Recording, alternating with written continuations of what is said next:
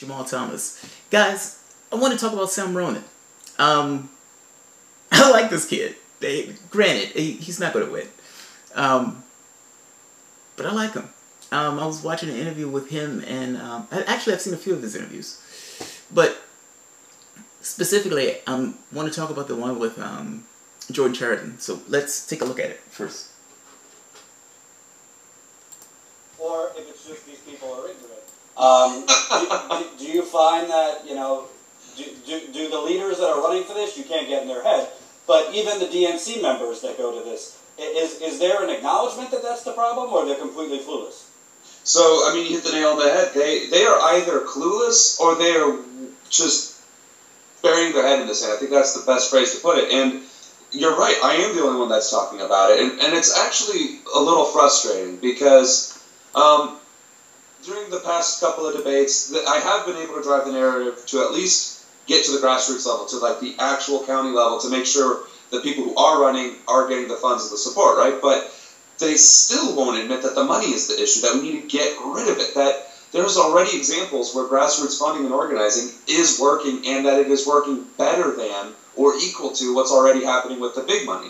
I mean, one of the biggest comparisons I saw was between Bernie and Hillary. 76% of Bernie's fundraiser came from small dollar donations, and the exact opposite was with Hillary Clinton. So the numbers don't lie. We can unequivocally fundraise and support our own Democratic Party, and yet nobody wants to admit it. Why? Because the ones who are in power, the ones who are being bought and sold and traded to the highest bidder, don't want to give up their gravy train. And I alluded to this in CNN too. The reason why I got involved in this nonsense is because our leaders are spineless cowards. They are allowing themselves to get sold out. And to me, it's galling. It is absolutely galling. But until we either break through or take it over from the outside, it's not going to change. And I've been trying to do it from the inside, but we'll see how that happens. So I want to get your thoughts, because I've written about this, but it's not really talked about. You know, to me, this whole resistance against Trump. Right. I think it's great that there's protests in terms of the refugee ban, the immigration, all this stuff. You don't have to be a Bernie supporter or Hillary supporter. Everybody should come together for that, no doubt about it. But it seems to me that, if they're doing what they did during the campaign, like the DNC leadership, the Democrats, every other email I get from the DNC is on Russia, and Trump is the boogeyman. Almost like if we make Trump so unpalatable, if we make him so bad, they'll just have to turn to us in 4 years. Just like Clinton's campaign did during the campaign. If we just make him so unpalatable, yeah, they hate her, but they'll vote for her. It seems like this whole resistance thing is just assuming that Trump will be so unpalatable that we'll easily we'll pick up seats in 2018 and then win the White House back with probably a shill like Cory Booker. Do you think that? Because to me, it's going to backfire. To me, oh yeah, absolutely. You can't just focus on Donald Trump without putting forward policies that strike and connect with the people you just lost, like blue-collar people, millennials. What do you think about that? No, I mean, you may as well be on the same forum, because apparently we're speaking the same lingo here, and that's exactly why I brought it up. The best way that I was able to phrase it was referring to the FDR administration and the New Deal. It's not enough to have an enemy, because that's just fear-mongering. That's what the Republicans do, and they do it much, much better than we ever will. And as you just said, it doesn't push voters towards us, it pushes them even further away, because if we don't offer anything better, then they're not going to do it. So what I tried to do was invoke that emphasis on where we once were as this great Democratic Party, the birth of the middle class, etc., with the New Deal. And so I talked about a New Deal, something that we can fight for, work together, and build towards. And I know it sounds very metaphorical, but in a sense it is, but it's also the answer. If people don't have something that they can get behind, that they can't invest in themselves, that they can't trust, and actually have a hand in addressing, fixing, and implementing, they're not going to participate. And that's across party lines. People are disgusted in general. People have left both parties in droves. The independent movement is the largest voting bloc in the country right now. It surpasses both Democrats and the Republican Party combined. So clearly there's this disconnect, and it's going to have to take something that we can all relate to. water, our environment, clean energy initiatives, making healthcare more affordable, education more affordable, making our taxes, what is the word I want to look for? Our tax burden less, have a greater voice in economics, as in we get to collaborate and be collective with our bargaining at a genuine fundamental level, and not only have to rely on unions, that we fundamentally change it so that businesses adhere to us. We are the reason why they profit. Without CEOs, CFOs, and all this BS, we'd still be fine. But without the workers, without the 99%, without you, me, and everybody else who might be watching, there's nothing. And that's the message I've been trying to deliver. And you're absolutely right. They are simply not getting it. And if they continue to focus on making Trump the enemy but not offering any solution to fix it, the party's going to fall. That's strong. That is really strong. I like it. I like it. That is absolutely strong. The only point that I can even pick with it is that he didn't go far enough. Like, because he's right. He's right. He's like, look, you need to do policies that people actually like. And you can't necessarily just demonize the guy. You're demonizing the guy who's actually talking about jobs and policies. Regardless of whether or not he's going to do them, of course he's not. But he's talking about it. You're just talking about him. He's a good point. Yeah, dude, go further. Go further. Like, I guess what I'm saying is, he's right. We're the ones who essentially are doing the work. We're the ones who are running it. All right, take the next step. If we're doing all the work, then do all the work. Push worker co-ops. Push worker co-ops. I mean, again, I keep making the point. Go after the problem. Go after the problem. Go after the problem. Go after the problem. I like him. I like him a lot. Again, he's not going to win, but I do like him.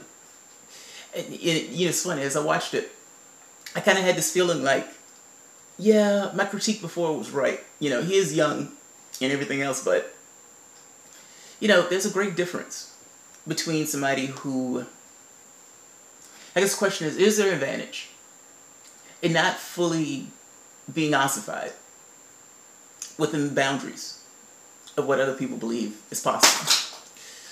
So let's say whoever takes that spot, let's say it's not him, and it's not going to be him, but let's say it's not him. Those people have been in this business for a long time. They have a very fixed idea on what those particular positions are. I mean, what I mean is the boundaries of the party, or the boundaries of what can be done in the office, the committee chair. He has no such restrictions. That is not a weakness. Believe it or not, that is not a weakness. I mean, not acknowledging the limits of your particular power. For the most part, power is taken. And I don't necessarily know everything that he can do in that particular office, but at the very least, he is damn sure motivated. And when somebody's motivated, they come up with clever and creative ways to get the things they want. Yeah, I like him. I like him a lot. Look, I don't know who it's going to be. It's either going to be Perez or Ellison. And I've kind of made this point before. I'm not all that particularly happy with either one. I feel like, and this is kind of why I guess I'm on this kick of, don't vote for any of them. I don't care who it is. As a progressive, why are you rewarding them with your vote? Think about what's happening over the past 20 years. Think about how the party has shifted to the right. Think about to the point where you're stuck in this unenviable position of feeling like you need to vote for Hillary Clinton to keep another monster from taking that seat. Don't support it. Stop being, codependents into this horrible situation. I guess what I'm saying is, I feel like they're continuously lying. And because I feel like they're continuously lying, I want nothing to do with them. Ronan, at the very least, looks at the situation and say, yeah, these guys are lying. That's not what took place during the primaries, and you guys need to address what took place in the primaries. Well, of course they don't want to have that conversation. But again, he's not wed to party like that. They are. That's the difference. Also, I think he gets that they want to keep their gravy train, but it goes further than that. It's not just they want to keep their gravy train. Because you have to ask the question, why wouldn't Democrats do things to get themselves elected? Like, what's, you know what I mean? Like, why would you take positions, or why would you take actions, behaviors that keep you from getting elected? Clearly, if they were being objective, you could have gotten elected if you were going the more populist route. They did not want to go that route. That adversely affected their donors. That's what it boils down to. It is, to some degree, about a gravy train. That gravy train is, to some degree, more important than whether or not they win those elections.